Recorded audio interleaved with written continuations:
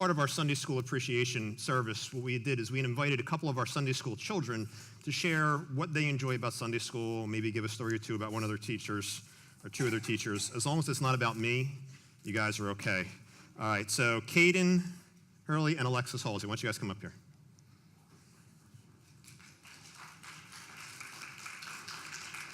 All right, you take this one. Just sit right there. You take this one. All right, let me see here. Well, first, I know what your names are. So why don't you, Alexis, starting with you, why don't you tell us what your name is and what grade you're in? My name is Alexis Halsey, and I'm in 8th grade. Okay. My name's Caden Hurley, and I'm in 4th grade. All right, good. And who is your Sunday school teacher right now? My dad and mom, which is Mr. and Mrs. Halsey. Well, that's quite neat. So they can check on you when you make sure you're doing your homework, right? Yeah. If they give any. I think they do. Caden, who's your Sunday school teacher? Miss Mary. Miss Mary? She's Miss Hart. Miss Hart, yeah, she just started today, right? That's super. And then you're down there in second service, too. And who do you have down there? Mr. Denny. Mr. Denny during the kids' worship service. Is it fun? Yeah. You like it? He works really hard. Yeah. When you talk, you make sure you hold up there. Okay. Because I hear you. They need to hear you, too, okay? You got it. Tell me what, do you guys have a favorite Bible story? I do. It's where he feeds the 5,000 men with the 5 loaves of bread and 2 fish. That's fantastic. Yep, Jesus feeds the 5,000. Mm-hmm. That's absolutely amazing. My favorite one is when Jesus makes the water into wine. Okay, again, making sure people get fed, making sure they have something to drink. Mm-hmm. That's good. Caden, I kind of figure you'd be like a Samson, slaying the, or David slaying the Philistine or something like that. But no, Jesus turning the water to wine. All right, Mrs. Hurley, keep an eye on him, okay? All right, but tell me, why is that story one of your favorite? Because it sort of shows him how strong he is and how much miracles he can do with little.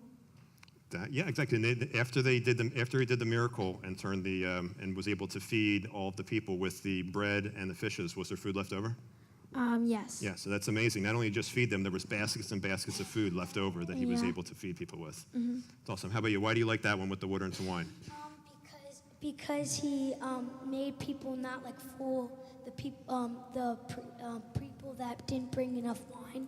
Okay. It's like they didn't make him make a fool of them. Okay, so he helped them out. They were running short at the end. And do you remember what they said is after he turned that barrel of water into wine? You remember what the host said? No. He said, because normally they would save the best wine. They would have the best wine first. But since Jesus' miracle, Jesus made that water into wine. It was special, I don't want to say Jesus wine, but it was special wine that Jesus made. And it was the best that they ever had. So that's super. Okay. Is there something fun that you remember about Sunday school? Doesn't necessarily need to be Sunday school. It can also be Awana or one of the other things that we do. You can say the water park. It's okay. It's most likely the TNT trip, because then you get, the favorite part of the TNT trip is when we get to do sloppy games. Even though it's a mess, it's the most funnest out of all of them, which makes no sense. All right. Since some of us, not everybody here is part of Awana, can you explain to them what the TNT is? The TNT is where to third and 6th grade is where they get to go on an overnight trip. They leave Friday and come back Sunday afternoon, and they do all sorts of games. They get to have pool time. They have a lesson time. They have like the normal lunch, dinner, breakfast. So they feed us? Yeah. Okay, that's good. And then they have like where we went, where was New Life Island. Yeah. Thanks, Mom. New Life Island, they had Gaga Ball, with basically half the boys loved, which I got hurt a lot. I'm part of them. All right. All right, so someplace we go, yes, we're talking about the games, but what else goes on there besides games? What do you spend time also doing? They mostly spend time on a certain part of the Bible. Yeah, okay, there you go. And they have music and stuff, and basically all the stuff you most likely would have on a Sunday morning, Yeah, but and at a different place. it's stuff you would have on Sunday morning at a big place. Yeah. But you get to worship not only in the Word, but you worship through games. You get to worship through music. You get to worship through eating. It's a Yeah. whole lot of fun. Good. How about you, Kaden? Something special you remember? Not TNT, because she took the answer already. My favorite is how they do the games in like church and Sunday school and Awana. So you're able to learn. They play games, so you're able to learn through games. Okay, well, that's good. Very nice. Let me ask you this question, so we have to think for a bit. Why do you think that you're in Sunday school? Why do you think that is? You can say, my mom makes me go. That's an honest, no, I'm just kidding. You can first. Why do you think you're in Sunday school? What are you trying to learn about in Sunday school? I think I'm in Sunday school because some of the stuff that Pastor Emmons teaches and stuff that maybe we don't understand, and other kids that don't really talk. Hold the mic. So sometimes Pastor Emmons, if you're up here in service, it may be a little. Yeah, I'm not going to say complicated, maybe a little confusing for kids. So you go downstairs where it's geared towards I forgot what grade you're in. Fourth grade. I was going to say fourth grade, or geared towards middle school, right? Yeah. So that's good. Did he take your answer? Sort of. Like for the kids that are in middle school, they have to come up here. So if you go second service, you go downstairs to the middle to where they teach, and they can explain more. They can elaborate more what he's trying to say. Okay, super. So good. So you go down there to learn a bit more, and you have teachers down there to help teach you about the Bible. Yeah. Super. Great job, guys. Thank you very much. I'll just take it. Thanks. Good job. Good job. All right, well, we've also we had the kids. Now we're going to go to the opposite end of the spectrum. We're going to have some of the teachers come up to share a bit about how they got involved in Sunday school and what they really enjoy about Sunday school. So Diane Varelli and John Halsey and Linda Jeans, if you guys could come up. Now, two of these came sort of willingly. One I had to persuade, but I'm not going to tell you which one.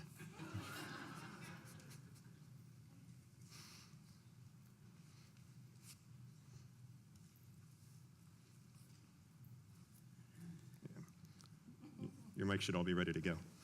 Well, I had the daughter next to me, now I got the dad next to me. I got a tough act to follow. Sure do. All right, just kind of write down the line. How did each of you get involved in teaching Sunday school? Not when, how? For myself, it was there was an opportunity that Denny had come to us and said to my wife and I that it would be really great, since we've already helped out in Awana, that we could help out on Sunday school. And my wife thought it was a great idea, and here I am. Super. Linda? It's hard to remember back far enough to remember how I got started. I started here at Graceway teaching the 2- and 3-year-olds, and did that for quite a few years until I guess my knees gave out. Well, no, Graceway, was it back at Bible Baptist at the time, or is it? Yeah, okay.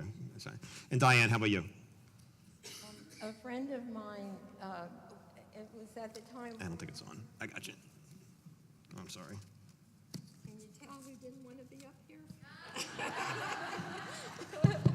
There you go. There you go. Take it. We only had one service at the time, so we had Sunday school earlier, before that. And a friend of mine was coming to help, and she said, "How come you don't help in Sunday school?" So that's how I got started, helping all those years ago, just being a helper for a number of years. So I'll tell you a bit about Diane. She knew my grandmother, who I referred to as Mom, and she's one of the few people at the church that occasionally refers to me as Donnie, because she's known me for so many years. That's how old I am. Let me see here. What sort of classes have you guys taught over the years? I know, Linda, you had mentioned 2- and 3-year-olds. Have you taught other classes? I know you're doing adult Sunday school, but how about with the kids? I've also done junior high for a number of years and filled in at most every age level. Is there any one particular group you enjoy over the other? It's varied from time to time. Right now, our ladies' class is just, it's just a wonderful time. It's my favorite hour of the week, and I look forward to being with a great group of ladies every Sunday morning. Yeah, and I can tell they have a great time because my office is right next to where their classroom is. So both the I'm 9 sorry. o'clock and the 10:45, they're really enjoying the word and having a blast. How about you, John? What groups have you worked with over the? Like in our other church, we used to do like there was kind of very similar to Awana, so it was working with probably, like late elementary, middle school, and here working with the 6th through 8th graders, and it's an interesting time for all of them, and it's great that we can actually share that with them and have that time with them so that they can get that nourishment and feel that they're kind of being attended to. Super. How about Diane? I know I saw you conducting the little kids. I don't know, is that your group there that you were working with? As Linda went up the scale, I went down because I help with grades 3, 4, and 5 just as a helper, and then children 4 and 5-year-olds, and now I'm 2 and 3-year-olds for a good number of years. So I went the other way. Okay, and now I'm going to ask you guys a question. I'm sure over the years you've had some interesting students. It's ones that it sparks a story, something that really sticks out in your head. Not something like where a student climbed out of the back window at their church to get out of Sunday school or something like that, but any sort of story, anything interesting? Some I wouldn't dare to tell. So we say there's been some interesting stories. Anything, Diane? It's just when they come in kicking and screaming, and then by the time the parents come, they don't want to leave. That's So fantastic. they're the stories, and it's just thrills your heart that way. Yeah, that's amazing. They come in because it's a new environment they don't know, and they come in, they have so much kicking fun, and screaming, enjoying the really, word. Literally banging at the door, some of them. Yeah. But then when they come, they don't want to leave. So. That's right. It sounds like we have a lot of fun in Sunday school, but we minister through fun, especially with the 2 and 3-year-olds. So, John, anything really stand out? Well, Hopefully the bad kid isn't mine. No, it's okay. I think one of the things is that we try to have a fellowship time so that the kids can have like their own time and kind of like in kind of separate from everybody else, and we they'll have some water from time to time, and somebody decided to squeeze the bottle of water, and it was probably almost like a fountain, and it's like one of those things of doing it by accident. Yeah. And you're sitting there going like, well, this is nice.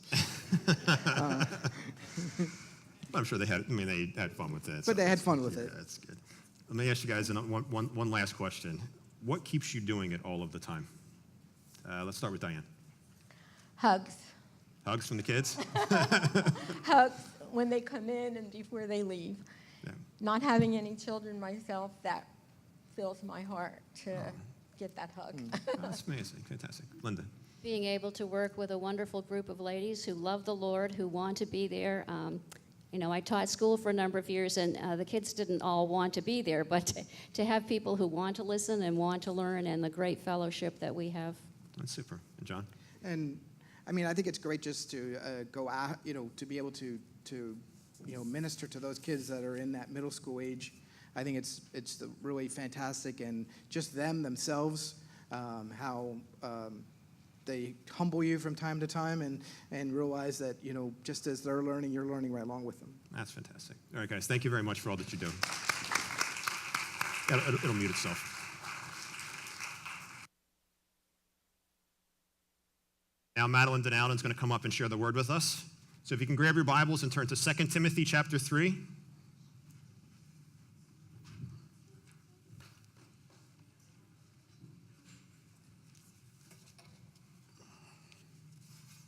here. Well, you're pretty tall, so let me raise this up for you. Okay. Just make them right. Now, following my teaching, conduct Hold on 1 second. What you have to do, you have to listen and wait for the papers to stop ruffling when they find their place in the Bible. Got it. Then you'll be good.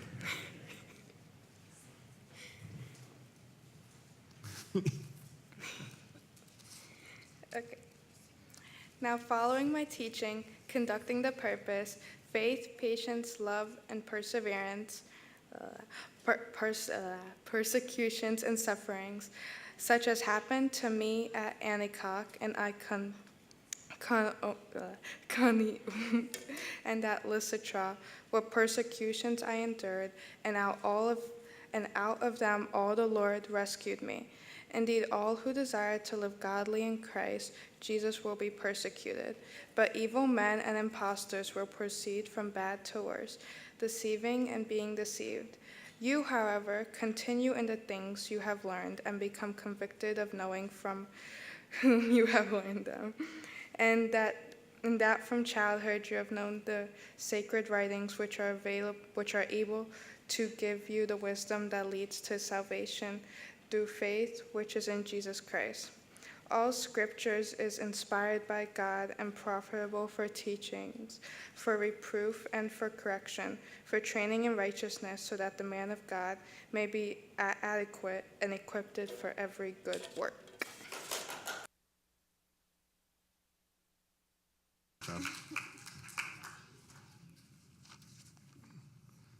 All right, thank you very much, Madeline. That was fantastic. I got your name right. For a year, I've known Madeline probably for 7 or 8 years, and I would always have, I had a Madeline and a Madison in class, and I would always get their names backwards. I don't know how, it only took me, about 6 years to get it straight? Yeah, about that, okay. All right, I titled this passage here, Teach and Be Taught. We're talking about Sunday school teachers. Chances are you may not know the name Edward Kimball. He lived about 100 years ago. He was a Sunday school teacher in Boston where a young teenager became part of his class. The young man was from the country, and he really didn't know the ways of the city or the church, but he came to Kimball's Sunday school class anyway. When the teen first came to class, Edward Kimball handed him a Bible. When Mr. Kimball said, "Turn to the gospel of God," the country boy sort of scratched his head and really didn't know where to find that part of the Bible. Kimball recognized this and recognized what was happening, and while the other boys were teasing him and snickering, he opened the Bible to the Gospel of John to the boy and handed it back to him. And then when he asked the boys to read, again, this country boy sort of fumbled about as he tried to read it. Mr. Kimball wasn't discouraged at this because he had perspective. He saw possibilities in this young boy. Kimball worked with him, and after some months, he went down to the store where the boy was working, went into the back room where you saw him stacking boxes, and led this young boy, Dwight, to Jesus Christ. That was the beginning of the ministry of Dwight Moody, this continent's greatest evangelist during the last century. So it's amazing when we think of, when we're working with Sunday school teachers, the impact that we can have on individuals.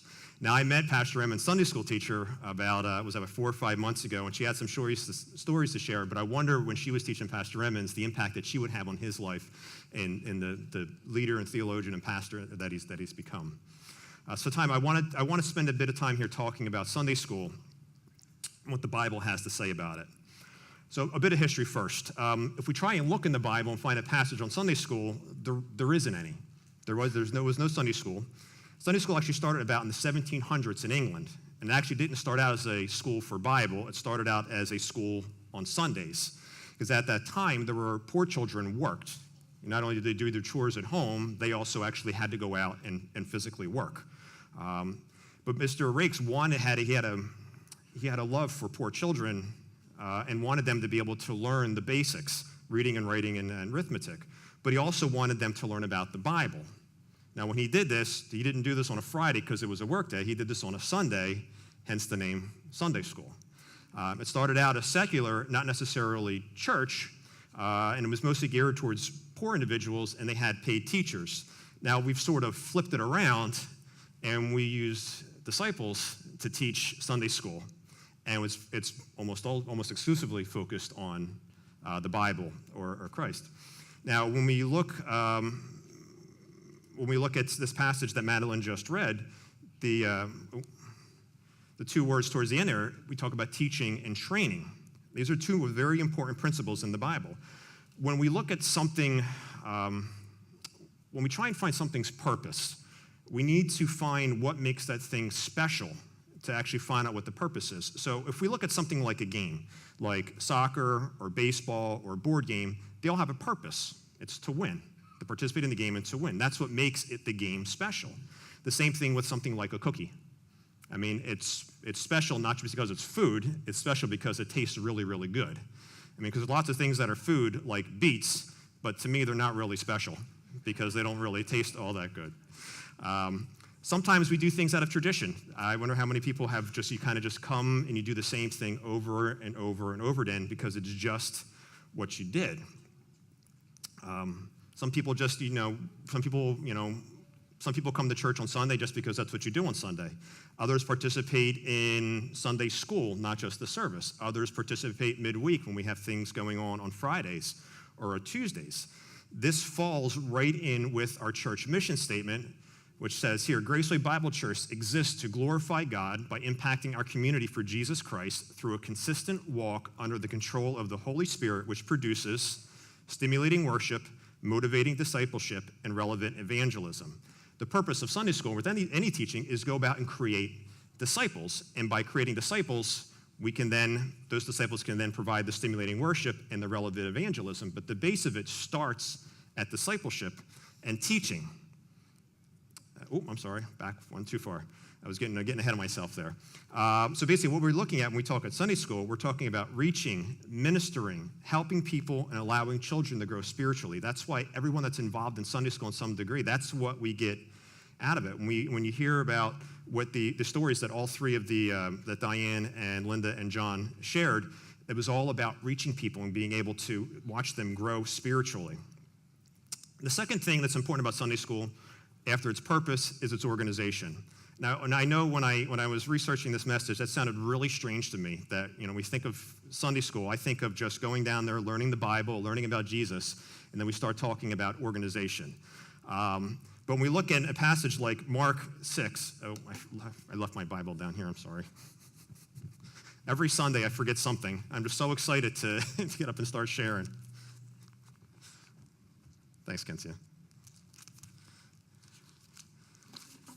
Go to Mark 6. Let me flip back here. Mark 6, verse 39, where are you? Probably right after 38. All right. Actually, this was exactly what Alexis had mentioned about feeding the 5,000. Jesus commanded them, the disciples, to sit down in groups on the green grass. So the disciples, sat the groups down in hundreds and fifties. Christ had a large group of individuals, and he broke them into smaller groups so they were able to minister to them effectively. Now imagine on a Sunday morning, so kids, Sunday school teachers, imagine on a Sunday morning, you come in, we say adults into the worship center, kids and all the teachers downstairs. Go figure it out. That doesn't really work too well. Can you imagine having a kid where Jeannie's kids, the 2 and 3, I'm sorry, Diane's kids, it's also Jeannie's, you're in that same group too.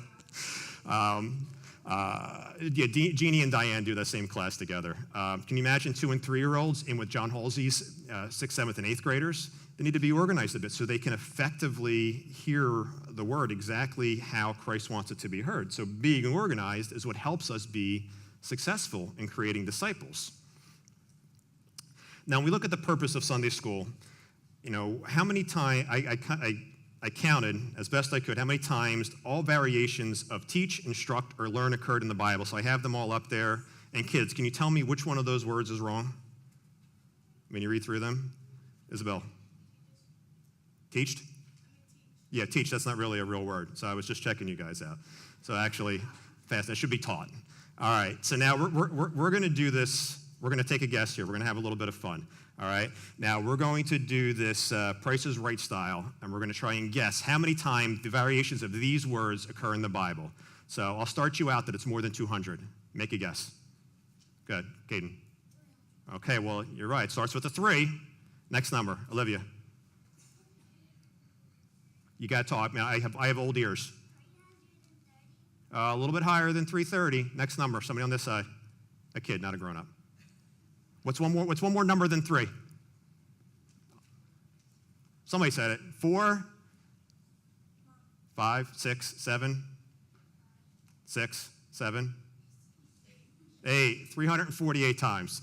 Now this is completely unscientific, and I can tell you why I was counting these. My fingers and toes got very, very tired. But let's turn forward for us, if we could, to Acts chapter 2.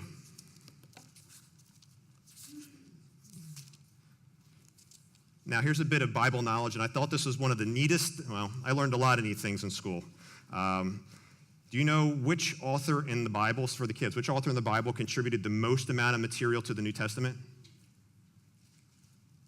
Get a guess? Anybody except Pastor can answer. Betsy. Now, he contributed the most amount of unique material in letters. Which person? Luke, exactly right. But then it was in Acts. Yeah, with the Gospel of Luke and the book of Acts together, it's the most amount of words. I just found that very, very interesting. So if you get a trivia question from your teachers a week from now, hopefully you remember it. All right. So Acts chapter 2, verse 41 to 44 here says, "So then, those who had received his word were baptized, and that day there were added about 3,000 souls." Luke's writing about when Peter was preaching at Pentecost. They were continually devoting themselves to the apostles' teaching and to fellowship and to the breaking of bread and to prayer. Everyone kept feeling a sense of awe, and many wonders and signs were taking place through the apostles. And all those who had believed were together and had all things in common.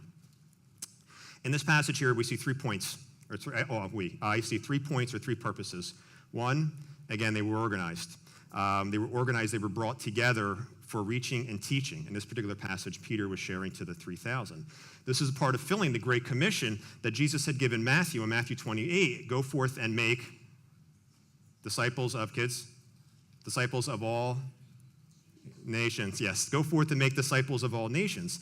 And then again in Acts 1, verse 8, Jesus says something very similar. He said, you shall be witnesses to me in Jerusalem and Judea and Samaria until the ends of the earth. Again, he was telling his disciples to go out into the world and teach about him. And in Luke chapter 19, verse 10, Jesus tells us why. He says, for the Son of Man has come to seek and to save what is lost. So if someone's lost and drawn away, and just take even, for example, and in school, and they don't understand a math problem, what does someone usually end up doing with them? They end up spending time with them and teaching them. It's exactly what Jesus is telling them to do. He has come to go out and seek and save what has been lost. It's exactly what we try and do in our Sunday school class. We're not exactly talking about what's lost here, but we're talking about creating disciples. Now, we look about discipleship and us creating disciples in our Sunday school classes. When did the Bible document Christ going to the temple? How old was he? 10. He was a child.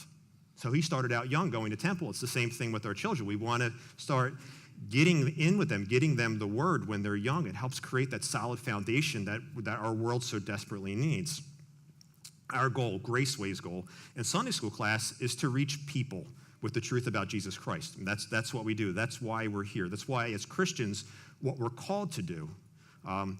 It's so when we have them. So children can help minister to children, and youth to youth, and young adults to young adults, and adults to adults. That's why we have everybody broken up into groups so we can effectively minister to them. Now, and it takes time, and it doesn't all just happen overnight. That's why we offer adult Sunday school class, because it's not just one and you're done. I've crammed for a lot of all-nighters when I was in college. You know how much I remember? 0. It's because it takes time. It's a long process to spend time in the Word with the children and with the adults to build them up and to create the disciples that the Lord so desires from us. And sometimes we don't always do it through books, right? Sometimes we go out on activities. We have volunteers here that go out on activities, take kids to Awana events. We spent time, Alexis and Caden, Alexis was sharing about the Awana events. You know, we have volunteers, adult volunteers that go out there, and yes, there's fun and there's games and all that, but there's a tremendous amount of time spent in the Word. It's not just about to have fun, it's about to reach the students or reach the community about Jesus Christ and how we act and interact with them.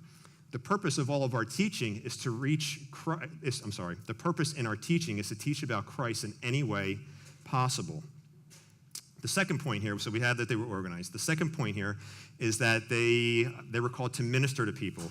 In verse 42, it says here, those, the 3,000, they were continually devoting themselves to the apostles' teaching and to fellowship and to the breaking of bread and to prayer. The key word here that we're talking about is the teaching. So once they received the word of Jesus Christ, they stayed on to be taught by the apostles of what it meant to be a disciple of Jesus Christ. So our second purpose here is to be able to minister to people. Now, we look at all of the ministries we have here at Graceway Bible Church, and there's too many to put on a slide. But there's, Women of Grace, Women of Character, Golden Heirs, MOPS, Moms in the Middle. I could continue to go on and on and on and on and on. But Sunday school is our greatest ministry group. We have about 12 Sunday school classes going on a Sunday morning. You don't really realize that. We utilize the whole building dedicated to teaching children and teaching adults about Jesus Christ. And there's a tremendous amount of volunteers that do that. And it's why we want to have the special service for them, because people take their, the people that have joyfully volunteered to be able to share Jesus Christ with others, they're just such a blessing to us on staff. They're such a blessing to our Graceway family. They're such a blessing to our community that they spend their time doing this. Now, we just have, like I said, we have plus or minus 12 during Sundays, but when we look at the entire week, we have close to 20 classes going on throughout the week, ministering through teaching. We don't all call, that's not Sunday school, and we don't necessarily call them Friday school or Wednesday school, but we have things like Awana, where there's 3 or 4 classes going on simultaneously. We have 2 youth groups going on that are then broken into other classes. We have the midweek summer nights over the summertime. We have 4 classes going on there. Teaching is what makes disciples for Jesus Christ. And we can't do that without the wonderful support of all of our Sunday school teachers. By teaching, it helps us fulfill other ministries, such as the caring and shepherding ministries, the other things that we have going, all the other ministries that we have here at Graceway. The teaching creates the foundation to allow all of those to excel. So things like with Women of Grace or Women of Character or the Secret Sisters, where there's get well cards shared back and forth. I had somebody today just give me a card of thanks for the time that my daughter has spent with their son. Again, just that being able to have that discipleship foundation allows you to excel in your Christian faith. Even inviting friends. I know at Awana is good for kids. What did Mr. Denny call the friend thing he had you guys bring a friend, bring a real friend? What do we end up calling that? Barf. Yeah, barf. They would have a barf night 3 or 4 times during the year, and it sounds bad, but it's really bring a real friend. So not only with those that are involved in Awana, they're creating the discipleship foundation in the kids. The kids are then going out and inviting their own friends to come in to grow in Jesus Christ. I'm sorry, when I get a head full of steam, I get going. There's other times we go out, we do nursing home care. An opportunity for us to reach out to groups where, maybe unfortunately they're not really ministered to, or in-home care or sick visits, helps us provide loving relationships. These are all things that when you start creating that discipleship foundation that allows that love for Jesus Christ to blossom. About 2 weeks ago, Pastor had taught out of John about the new command. Do you remember what it was? One of the teens who maybe was in the first service? Anybody? A new commandment? Or somebody else? Go ahead, Jim. Yeah, love others as the way that I have loved you. There you go. It's the same basic thing. I knew you had it, so we're good. All right. So love one another as Christ has loved you. And this is probably when I look at all the ways that you can be a disciple, the one that I have the highest passion for is for service. And Christ came, he came to serve his Father's will and to serve us. So that's why for me, I feel that service is one of the greatest things that we can grow in as disciples. The greatest honor we have as Christians is to serve one another. Matthew 25 is one of my favorite sections in Matthew 25:40, the parable of the sheep and goats. One of my most favorite, one of the ones I love the most in the whole Bible. Christ talks about 2 groups of people, those that visited the sick and clothed the poor and fed the hungry.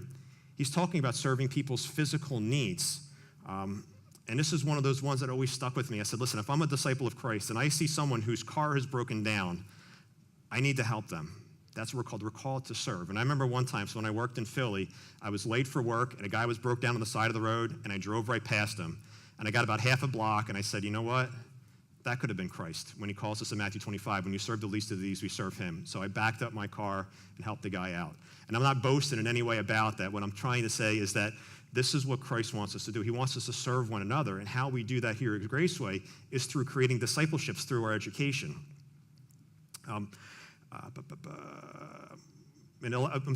Creating disciples through the education. And that allows us to serve the spiritual needs. And the spiritual need is something that we all have. Whether you're 3 or you're 93, no matter what the age is, we all have spiritual needs. Now, I'm clicking ahead of myself here again, I'm sorry.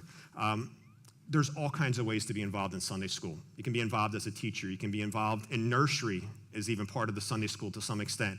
What Diane and Jeannie do with 2 and 3-year-olds, I would just love to go down there and get hugs all the time. How can you not get hugs? That's like looking at rainbows and butterflies. That's absolutely fantastic.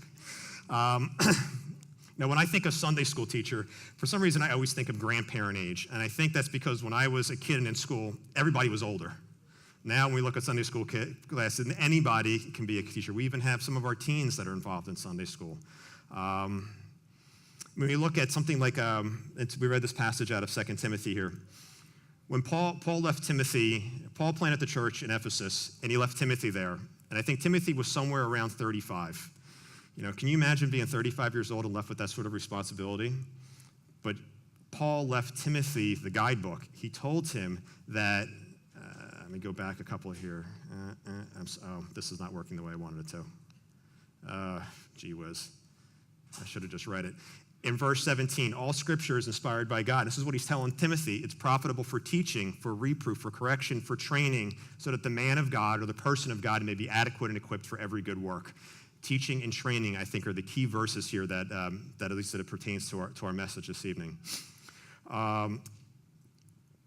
When we look at people, I know there's times we've gone out and we've asked people to listen, hey, would you mind teaching a Sunday school class for a little bit? Would you mind participating like that? I remember the first time I was asked to be involved in ministry, and I'm not talking about when Pastor asked me to come on staff here. I was like, oh, man, really?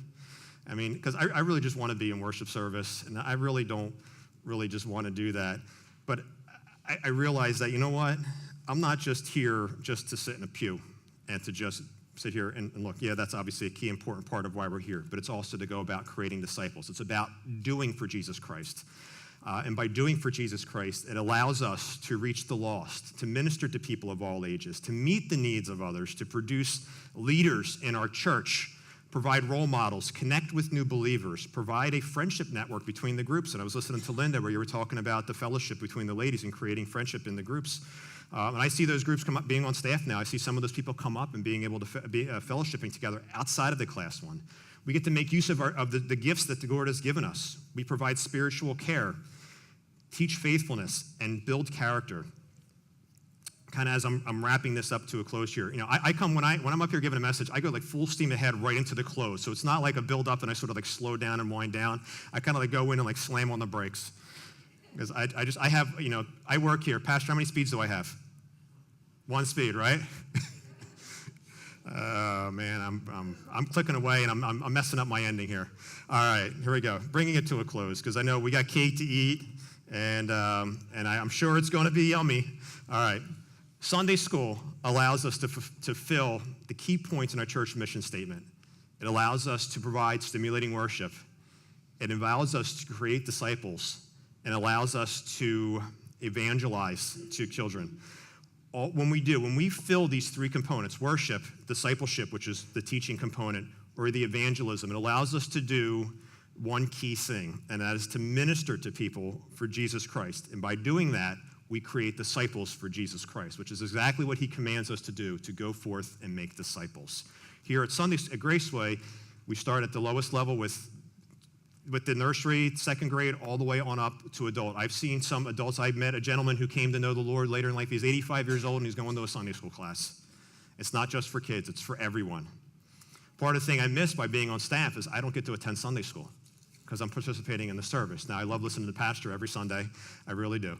But that time, in the evening during the second service, I have other church business that needs to be attended to when people have other needs. I miss attending Sunday school. And I'm telling you, if you want to participate in Sunday school, it's absolutely fantastic opportunity for you to grow in your love for Jesus Christ. Let us pray. Dear Heavenly Father, I am so thankful for all that our Sunday school teachers do. When I think of a Sunday school teacher, I think of someone who's teaching kids or kids class. But Sunday school doesn't stop there. It goes all the way through to all ages. You want us to grow. You want us to grow as disciples of Jesus Christ. By us being disciples allows us to create disciples. And we can't do that with the help and the incredible energy that all of our Sunday school teachers here at Graceway provide. And I pray for them, Father, as they prepare their lessons for the week and they get into their lessons for next Sunday. I just pray that your spirit and your love be upon them and they continue to serve happily and willfully to make disciples for Christ. I pray these things in Christ's name.